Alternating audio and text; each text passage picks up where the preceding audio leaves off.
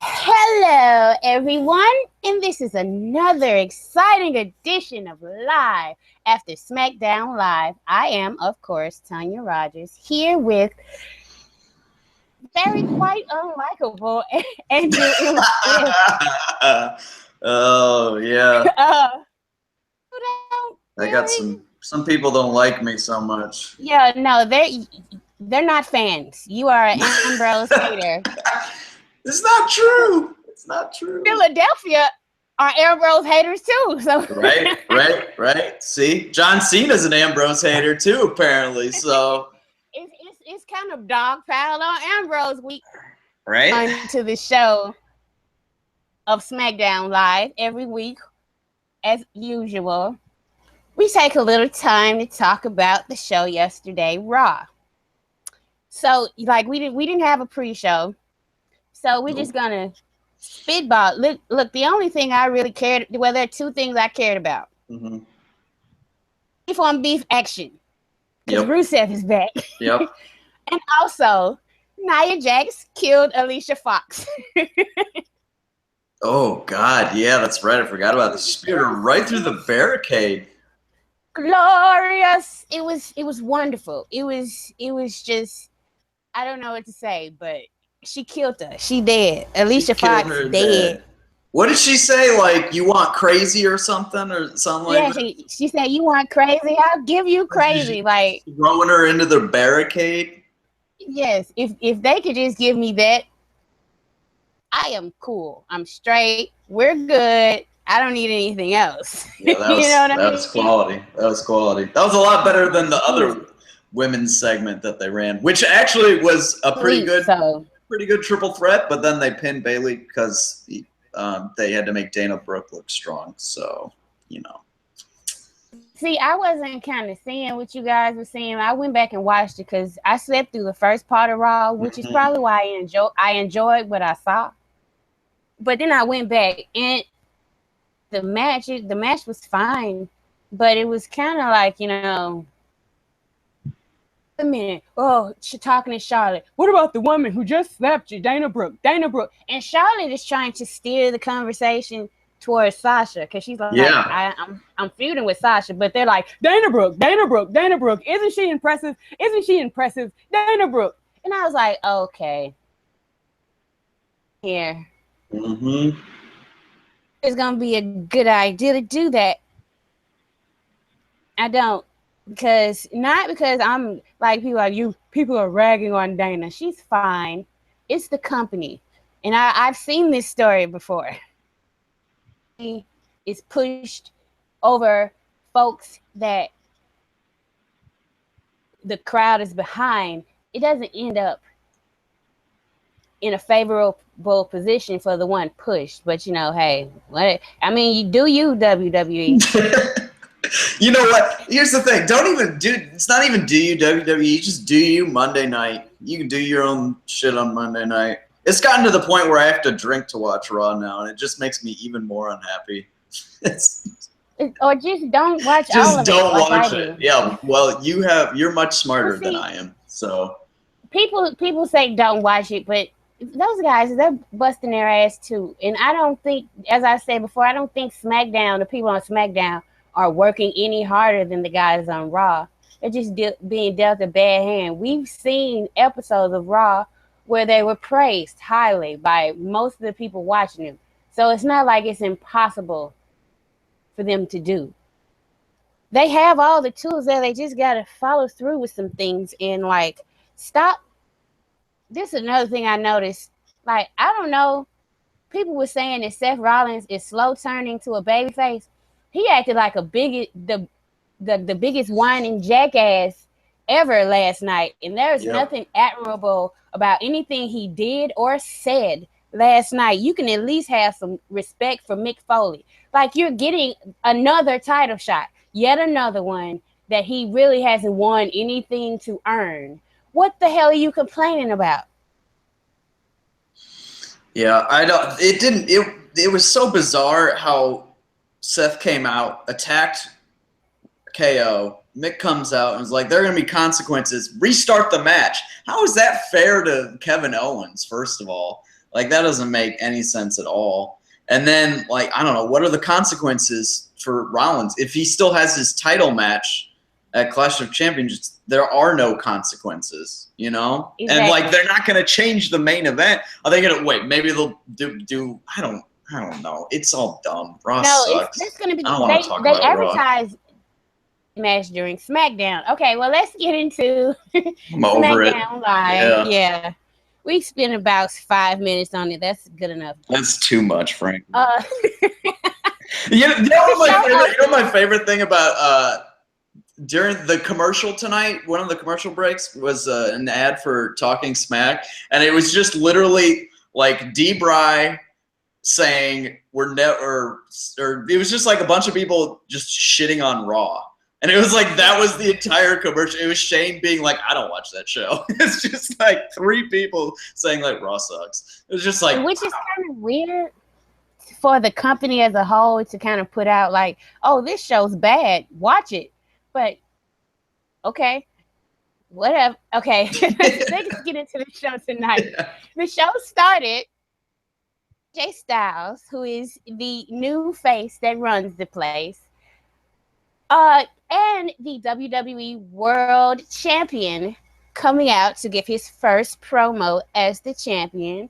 He was kind of spitting some hot fire, being a jackass, and this character that he slipped into, it seems very comfortable for him, and he seems to be kind of in his groove. Like before, when he was a face, he seemed a little bit kind of trying to find himself. Well, he has found himself, honey, and it is great to watch. And then you would think that the first person to come out and confront the new champion would be the old champion. But oh no, as the New Day say, oh no, it was the old face that runs the place, John Cena, who got cheered personally in Philadelphia. Big pop, huge pop. Crowd loved him. They were doing their back and forth, and John Cena's talking about, he wants to tie Ric Flair's record. And then here comes the former champion, Dean Ambrose. And then they got into a little exchange of words. And John Cena pretty much kind of sort of buried Dean. Like, that Stone Cold was right. That Dean Ambrose has lost the step and he's like too complacent. And then the crowd started chanting Cena's name in agreement. So this is you have the hat on. I have to now. I feel like it's a gimmick I have to work now, right? Like it only seems appropriate. This is not just what a corner of smarks are saying on the internet about Dean Ambrose anymore. Like, I've loved Dean for a long time. I still do. But I've had these criticisms of him for almost a year and a half now. Like, really, his feud with Bray, from an in-ring perspective, that's when I was starting to be like, okay, buddy, let me see something else. And, it's kind of, he's getting stale. And I think the crowd is picking up on it. But anyway, Shane McMahon came out and announced that at No Mercy, there will be a triple threat because Shane loves triple threats almost as much as Mick Foley loves triple threats. Mm-hmm. So it will be the champion AJ Styles versus John Cena and Dean Ambrose. And he also set up a tag team match with Dean Ambrose and John Cena with AJ Styles and told Styles to go find a partner. What are your thoughts on this particular segment? Just a little bit. Oh, man. I mean, this segment, my notes are like, my notes start going into like all caps like immediately on this segment. Like the minute AJ started, the first thing he said is the champ is here. I was like, oh, yeah. Oh, fuck. I lost my hat. Like shithead AJ is just like unbelievably good.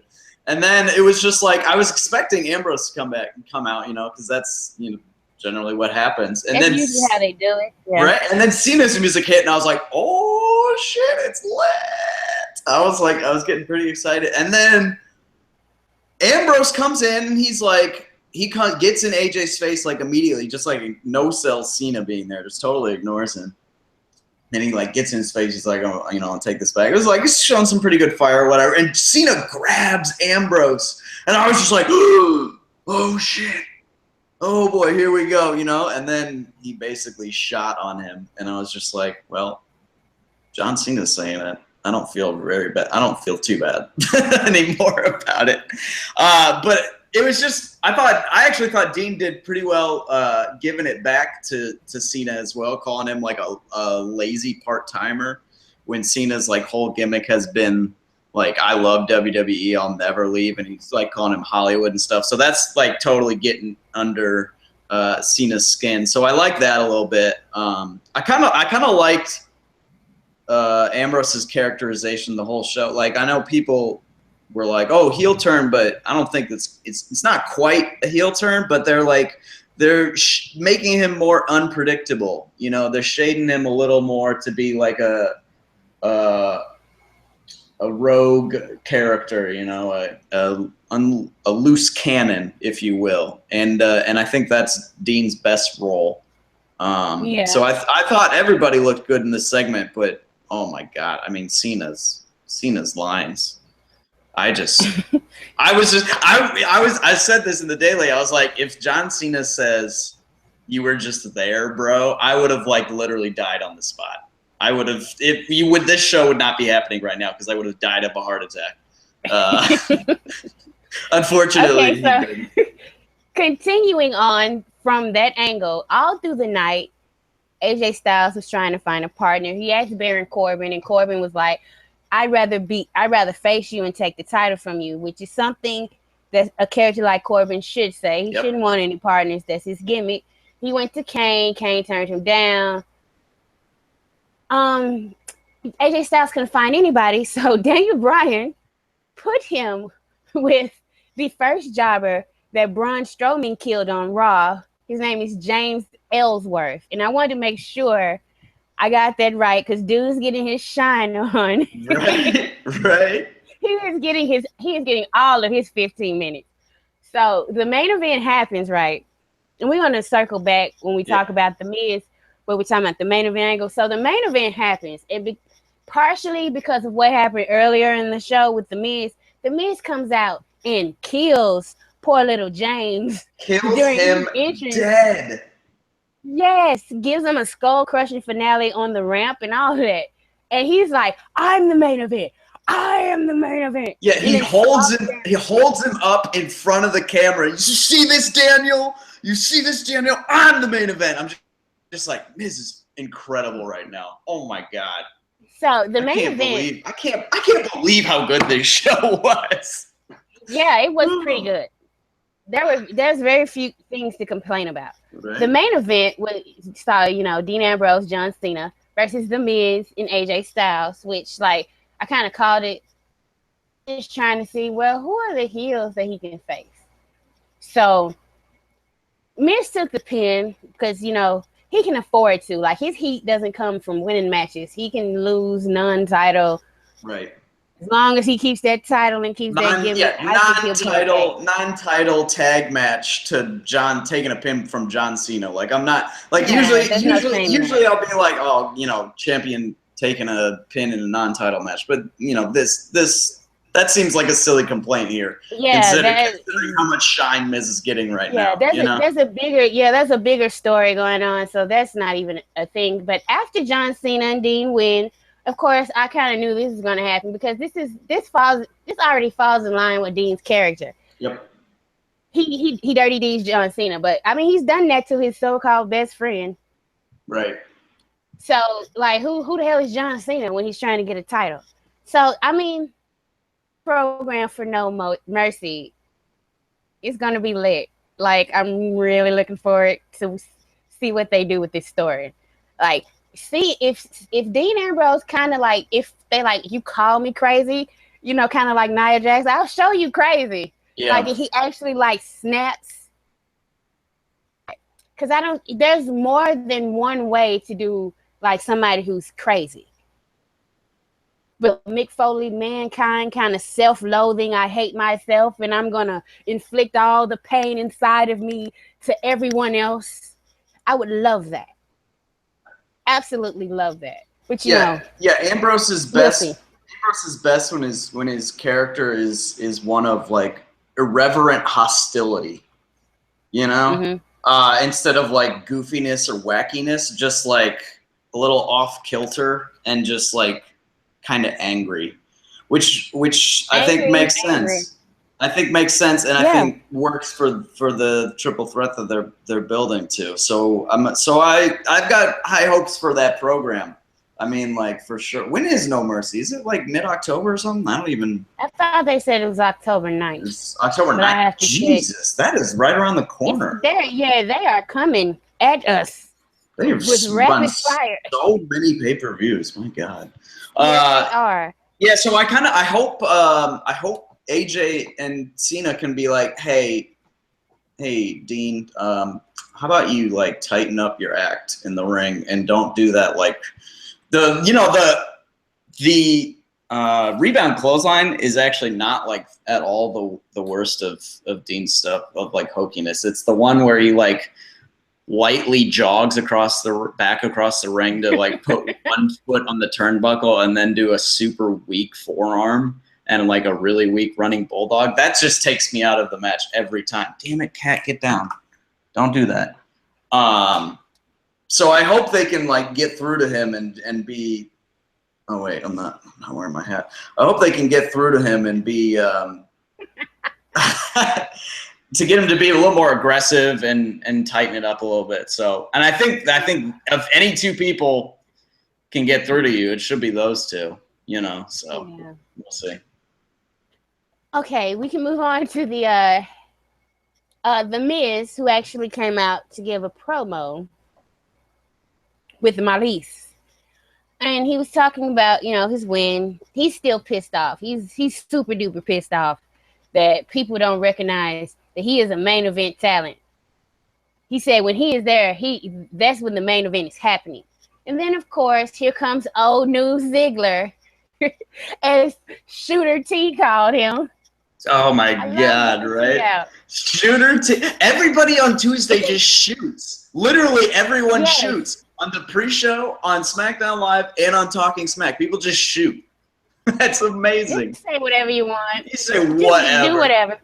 Especially tonight, Vince just got out of surgery or some shit, so he's on, you know. Yeah, he's on antibiotics. Not paying attention. Yeah, so they gave him a different script. He doesn't even know what's happening. Right. No idea. Like, this is the script for the show, and it was like a script from like 2 years ago. He's like, yeah, it's good. But Dolph Ziggler came out and like he's talking about earning people's respect, and it's like it seemed like everything he was saying about the Miz, he was talking about himself. Really, the Miz is wildly successful. Like if people don't respect him at this point, that's their problem. Yeah, not his. Why does he have to beat you? He just beat you. So Dolph Ziggler's getting on my nerves with that. Then here comes Daniel Bryan, who's kind of getting on my nerves about the Miz too. It's obvious he's taking this personal, and the Miz wasn't having it. He's talking about he would rather walk out than face Dolph Ziggler's ass again, and that's exactly what he did. So, yeah, that's the undercard program that's as strong as the main event. Even though Dolph Ziggler is there, it's still strong because the Miz is carrying it. He's killing it. He's absolutely killing it right now. And Maurice is killing it too. She was really good tonight. Maurice was getting major heat from the crowd. Like she just like went to talk and the crowd like got really like was booing heavy. And then the Miz, of course, obviously is like, don't boo my wife. And the crowd like get boos even louder, obviously. Like clearly they're working them pretty well, pretty easily, in fact. Yes. And then yeah, Ziggler, I think it makes sense that he's in this role because he's been all right on the mic, and his matches have been pretty good lately. The match on Sunday was pretty good, and it's clear that they don't want to take the title off the Miz. So this makes sense as like as an interim, guy, even if it goes for a couple of months more. I saw people like, oh, this shit again, but I don't know. I think they're both doing pretty good work, and I think all the segments they're in are really good. And Miz is doing a ton of awesome work, but Ziggler's providing some good stuff too. So he is. He's been another guy who, since the brand split, has like really improved his lot. He hasn't like won anything. He won the number one contender 6-pack challenge match, but like he lost pretty easily to Dean at SummerSlam and then lost to Miz. But he still looks a lot better than he did, in random mid-card matches doing nothing, on Mondays. Yeah, as a performance, I think he's also stepped up. Like when he was told he was going to be put in this position, and he knows he's not going over, but shit, still he's getting plenty of time. He stepped up. He doesn't seem like he doesn't care. He's putting. He's giving it. He's bringing it. So, anything else you want to say about that before we move on to the women? No, let's go to the women. Okay, the new and first SmackDown Women's Champion Becky Lynch came out. She gave a very cute promo. She's so adorable. Like, she's such a dork. When like everybody was turning on her, and she was like, well, I guess I'll be my own friend. I was like, oh, I'll be your friend, Becky. I don't wrestle, so I'm not going to turn on you. Right? Yeah, seriously. Well, I think it's a great idea to make her the champion, because they have the other veteran that's putting over the unestablished talent. And I think Nikki works better putting people over than Becky, because, Becky's, she needed to win. She needed to be champion. Yeah. So they had I don't know what the official name is, but is it Fatal 5-Way? I don't even know. 5-pack challenge. Yeah. One time we were trying to think of names in the daily, and I called it a frantic 5-way. Frantic 5-way. I like that. Yeah. We'll go with that. So they had a frantic 5-way in the division, except for Eva Marie, who hopefully will make her return. I miss that character. I do. I'm sorry, people. I miss the Eva Marie character in my life. But anyway. Hey, we'll have her back next week. Yeah. God willing. All the other women, they had a number one contender match, and it wasn't elimination. It was one pinfall to a victory.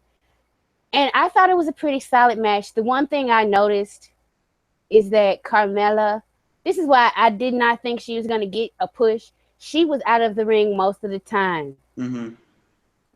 And like, if they have to hide you that much, honey girl. Well, but it's a classic heel thing is hiding in a multi-person match or a battle royal thing. So that wasn't what you're doing. Oh, see, you hate Carmella. You hate her. Roman sleeping, like they said, Roman sleeping. Carmella sleeping. Carmella sleeping, and that's what she did the whole damn match. That was not Kevin Owens ducking out or chilling. That wasn't the Miz in a battle royal chilling out so he could come in last. That was, we're gonna have to agent this match because Carmella cannot handle this yet. Man, that's what that was. Hate her. You straight up hate her. I do. I sure do. She's the worst. Ever since she started hating on Nikki Bella, you just loathe her. Yes, because why? Why did I go at the queen like that? Alexa Bliss won, by the way. It's a way to make a name for yourself. I'll defend Carmella. I'm loving her heel work. The right rookie heel won the match. Alexa Bliss is gonna get finally get hopefully some time by herself to establish who she is. I loved her on Talking Smack. Oh my gosh, she was incredible on Talking Smack. She was so mean and Daniel Bryan was like, I'm small. She looked at Daniel Bryan like, nothing like you. I am nothing, Daniel. Here's the thing. Like, at first, the way she said, like, Daniel, it sounded like she's about to be, like, appreciative. And then she was like, yes. I'm nothing like you. And I was just like, yes. I was so happy. I, like, almost started crying out of happiness. I'm looking forward to Alexa Bliss Lynch. I think there's going to be a good dynamic. I do. Alexa Becky promo battles, like, sign me up all day long for that shit. Are you kidding me? Especially on this show. On this show, where everything is written well and makes sense and it is continuous and logical, like, oh my God. SmackDown. But I'm gonna give Nikki Bella a shout out for everybody who's like, oh, she's just a monster. She just buried the division for the longest. She never put over Paige, and thank God she never put over Paige. By the way, thank fucking God. Shots fired. Nikki Bella's heat wasn't put like I love Paige. I wrote my second ever fan post on this site was about Paige. So I'm really disappointed in that girl. I really am. Thank fucking God she never put Paige over. Like, seriously. I'm gonna give Naomi some shouts out. I think she's steadily improving. Braun wasn't built in the day. We need mid-carders in a multi-person match. Not everybody's going to be taking those high risk, but they do it in men's matches, and you kind of need somebody to go out there and do some flippy-dippy shit, and she's been delivering in that role.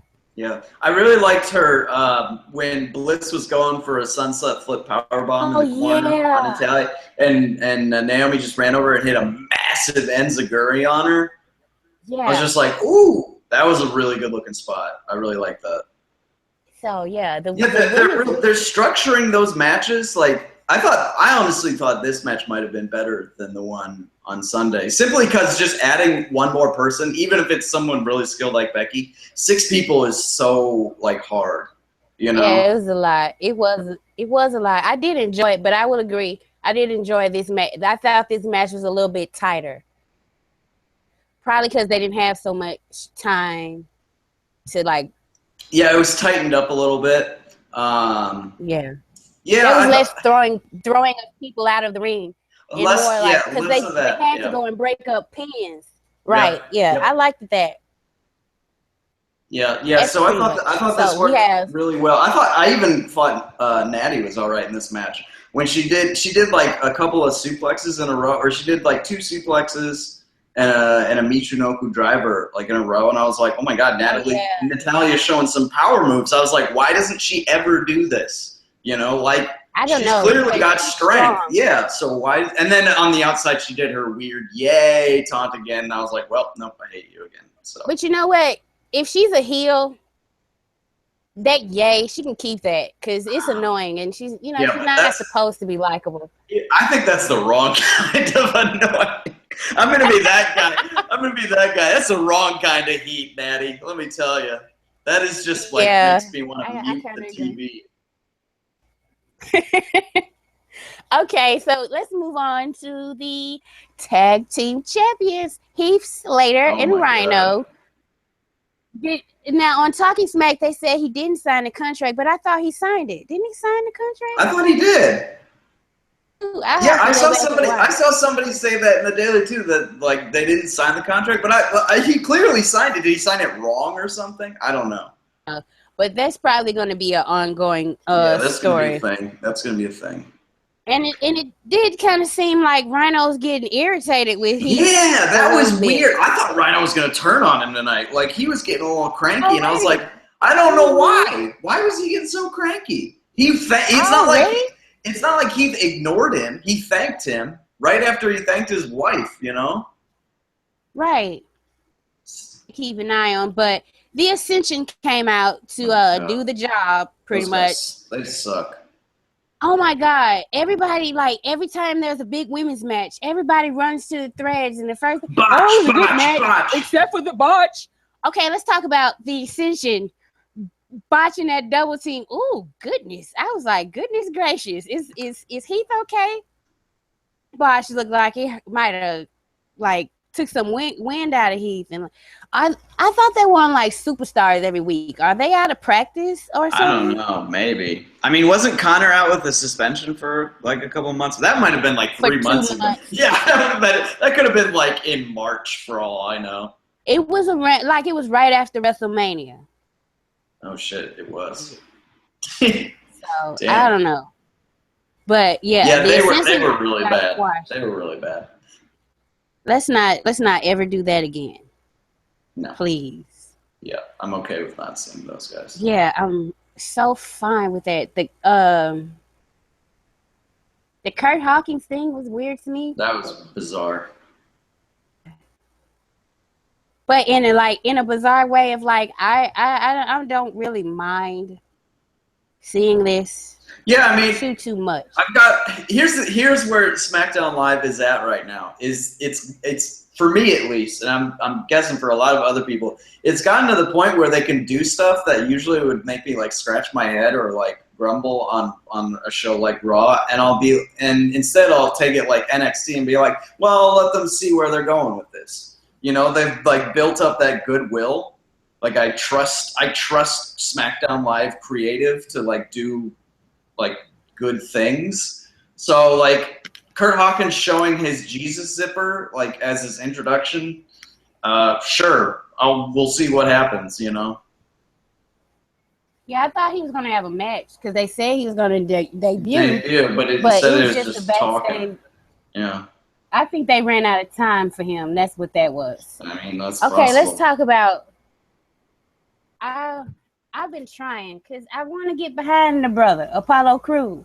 Oh but yeah. Honey Chat, he was tossed aside. Okay, it was supposed to be a rematch for the pre-show match at Backlash between Baron Corbin and Apollo Crews, and Apollo Crews came out, and people were like he wasn't smiling. He wasn't smiling because he told it was going to happen to him. That was a shoot. Alan, he was like, "Are you kidding me? That's what I'm doing tonight." So they had Baron Corbin beat him up, to him outside the ring, and that was to set up the fact that Jack Swagger has jumped brands. He is no longer on Raw. He's on SmackDown, and he is coming for the Lone Wolf. Yeah, I think it's gonna be interesting. I think they brought Swagger there to enhance Corbin. Yeah, I also think he's kind of, if not the same alignment, he's kind of filling the role that Del Rio would have, or was going to, like sort of that mid-card gatekeeper guy who can put on some good matches, you know, but not. Hey, you know what? I got a great idea. Like after Swagger gets done with Corbin, how about him and Apollo Crews like reform the Real Americans as a face group? Yeah. Yeah. Because, you know, there you go. Crews does need some direction. So yeah, I think putting him in a tag, I think they could be a really fun tag team too. Mm-hmm. I think that could be a lot of fun. Like people are talking about like maybe like what if Cesaro and Sheamus somehow become an odd couple Haas tag team? Like that would be really cool. And I think you could do the same thing with Swagger and Crews. I would really like that. I hope they do that now. Yeah, yeah. Yeah, because I think both brands kind of need strong tag teams. Yeah. You know, a bit more. Yeah, they need to form some tag teams. Like, we legit need. SmackDown still, it manages to do it better, though. Like, all of a sudden, the Usos are looking like world beaters as heels. They look awesome as heels. Like, no joke. And they've taken to it immediately. Like, I know I wasn't watching, like, during didn't they come up as heels initially or something? Yeah, apparently. I wasn't watching either. I wasn't watching back then, so I missed that. But, man, they have been spot on as heels. I've been super impressed. I saw them was, like, when they were against the Shield. That's the first I saw them, and they were clear faces then. Yeah. So yeah, but the gear, the new gear, the like red and white tonight with those red sneakers. I was like, oh shit, like that's a good look. Aren't they clean? Fresh to death. They are so fresh. Holy shit. Oh my God. I mean, there isn't one cute one. They're both cute as shit looking like that. Taking that face paint off themselves and stuff. Damn. What's up, boys? Yeah, it's a major improvement. Look what a costume change and a heel turn can do for a Samoan that the crowd doesn't care about. Look what it does. This are you watching? If only. Somebody, please. No, here's the thing. I don't know, but again, I don't know if we want him to watch SmackDown because then he might start changing shit. So let's just keep this under wraps. Like somebody, like while he's still recovering, can they just quietly do a double turn with Rusev and Roman? Just please. People are already calling Rusev a damn fake when he ain't. So can we? Right? Just actually go ahead and do it. Yes, let's do that. Let's make that happen. Anyway, what else happened on the show? I don't even know. It was all good. Here's the thing. Like, there's nothing to complain about. We don't have anything to complain about. Randy Orton and Bray Wyatt. All right, I guess that's what else happened. I don't have anything to complain about that. I'm not huge on this feud, mostly because Bray is like nothing. You know, like he hasn't won anything. Bray's not a threat. He's not a threat at all. He's the eater of pinfall. The eater of pinfall. Eater of pinfalls. Did Randy actually call him that? Did somebody call him that?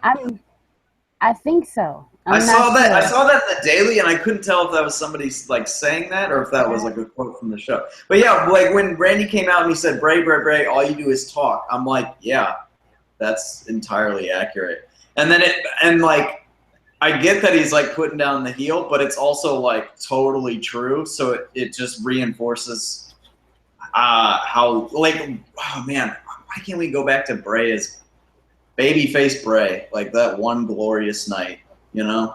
Yeah. But because as a heel, he's just a nothing. Down with the machine. He's just a nothing as a heel, you know? I don't know. And he's a very charismatic talker. Yeah. And it's like the crowd, when he first was getting into his stride, they were so behind him. And they just decided to just use that and just put everybody who didn't need to be put over him. People say, I think he could have bounced back after Cena.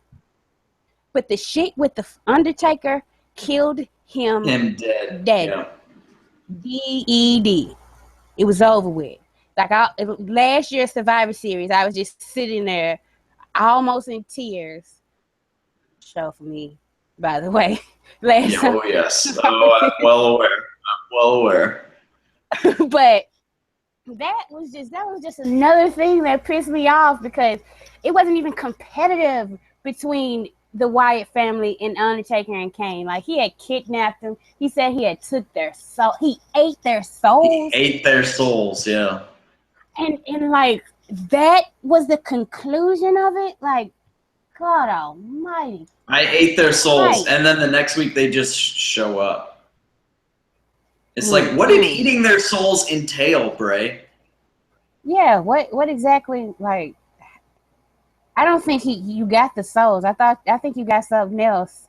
Right? Oh. Wasn't the souls. I don't know where you're going there. Oh. I mean, what can you hope for out of a Bray Wyatt program except that he looks coming out of it than he did coming into it? He looks like a geek. Which hardly ever happens. Yeah. Yeah, so I don't know. We'll see what happens there. I really hope Eric or Luke Harper gets back soon because Eric Rowan, like when the derpy derp happens and it's an attack from behind, when it's Eric Rowan, it's like, oh, it's Eric Rowan. Dun, dun, dun, dun. Exactly. Price is right for sure. He deserves to get okay. And is Randy injured or not? Because I think so. Matches, he can do limited contact.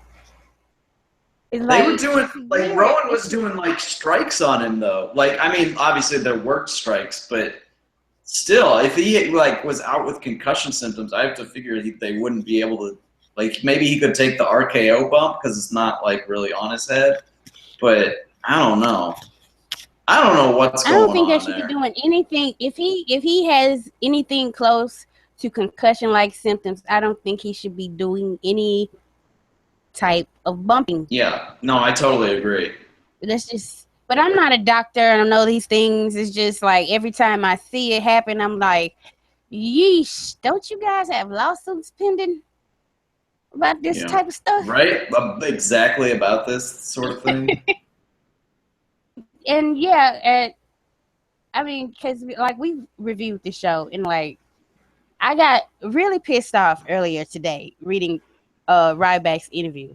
Oh yeah. And then I got to the point because like some people go like, oh well, he's overstated and everybody says they were second in merch to John Cena and da da da. That's not what you should be getting from reading what this man is saying. This man is saying pretty much the exact same thing that CM Punk said. Mm-hmm. And the fact that he includes the line, like Vince McMahon apparently looked at this dude and said, you are one of the hardest working guys here, but sometimes hard work doesn't pay off.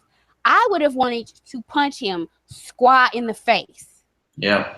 And just face the repercussions. Like, how the fuck you gonna tell your talent that to their face? Doesn't matter how hard you work. I still control it. Like, I thought this was a business based on reactions.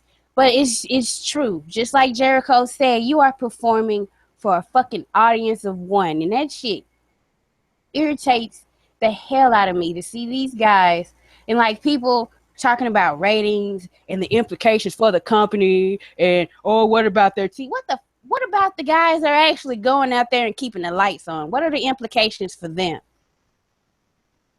Oh, so-and-so is not a draw, and this person's not a draw. No. Well, no fucking wonder.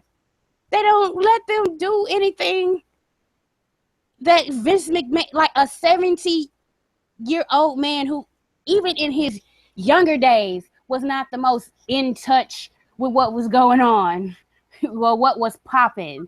Mm-hmm. Now he's like a fucking senior citizen with a stranglehold and a chokehold on. It's not the fault of anybody in that company. If they're one of the favored, and this is my belief, like John Cena has taken probably more shit as one of the favorites in that company than somebody who was disliked. Like, you know how much fucking expectations and how much shit they heap on him, and he just does it all with a smile on his face. It all rolls off his fucking back. All the shit that he's had to carry over the years on his shoulders, and he's getting shit about that. I don't think anybody, even if they're in a favorite position, is like sitting back. The people who play the most politics nowadays, it's not the actual talent. It's the motherfuckers in management. Yep. People who've never put on boots, like Bono's ass, talking about he's gonna bury some fucking body. What do you even know about wrestling? Where do you come from? That's the shit that pisses me off about this company. Seriously, they got suits controlling shit, and they're so out of touch, they don't even know what the fuck is going on. And half of them are fucking ashamed that they have WWE on their resume and trying to make the company something other than it is. You work in a carny business. You work in a niche program. You're never going to be accepted by the mainstream. They're always going to look at you and laugh at you. So you can either work against that and keep having your ratings falling and people laughing at your ass, or you can embrace it and actually fucking grow your audience. Which one? Which one are you going to do? The things I liked about the Attitude Era, it's a lot of things I hated. Actually embrace. This is a carny show. We are who the fuck we are. You know what I'm saying? It's just like, ugh.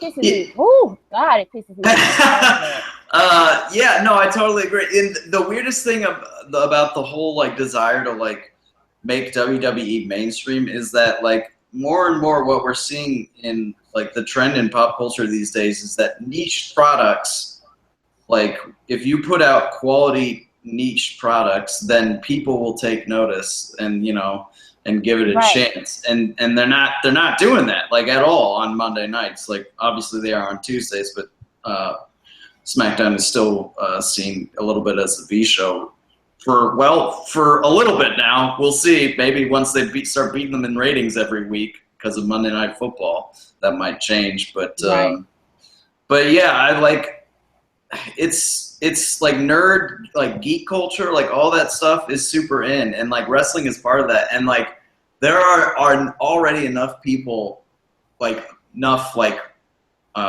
musicians and athletes and stuff who already are like into wrestling and stuff, that like the base is there.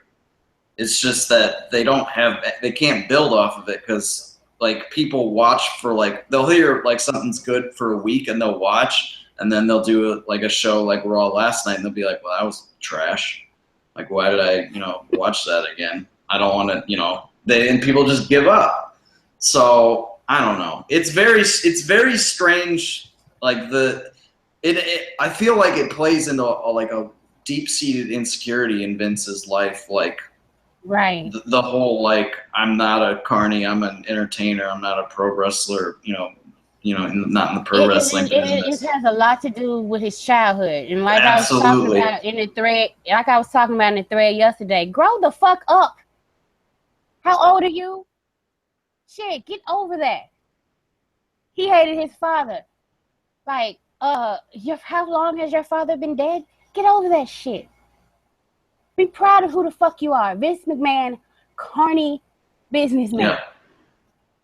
I know a lot of people don't like Jim Cornette. He says a lot of shit that I do not agree with. But I listen to his shoot interviews because he's fucking entertaining the shit to me. And one of the things that stood out to me is he said, Vince turned to him, and this was like in the mid-90s, he told him this. He's like, what I've learned as a businessman is sometimes you're going to have to eat shit and like it. He was like, what? Vince repeat, sometimes you're going to have to learn to love the taste of eating shit. And I'm like, that's how that man thinks. Say what, bro? That's how that man thinks. So how do you think he expects his employees and independent contractors to feel? Yeah. Yeah, seriously. Eat shit and like it. It doesn't. Oh, you're not over? Fuck it. Eat shit and like it. Oh, you didn't get this idea? Fuck it. Eat shit and like it. Oh, you keep losing over and over and over, no matter how over the crowd. Eat shit and like it. There's a fucking company, man. I swear. He does not know how lucky he is that I love. Like, what other I cannot think of another company like that as a business. I despise their business practices so much, but I still consume. And it has nothing to do with him. Like, Lord, if he didn't have the talented men and women that he did have, he should thank his lucky stars. Every single last one of them. From, like, way back in the day till now. He's fucking lucky. Yeah, that's definitely true. And I mean, we see this like every week. It's never going to change on Mondays at least, because Tuesdays don't look the same. Like, they don't look the same at all anymore. It's crazy how literally like each episode there are like show-long narratives, and that then go for weeks on end. But like segments interact with segments, like the Miz's stuff, like when he ambushed James Ellsworth and doing his I'm the main event stuff, it's like everything is connecting, and it's like it feels like an actual TV show, Right.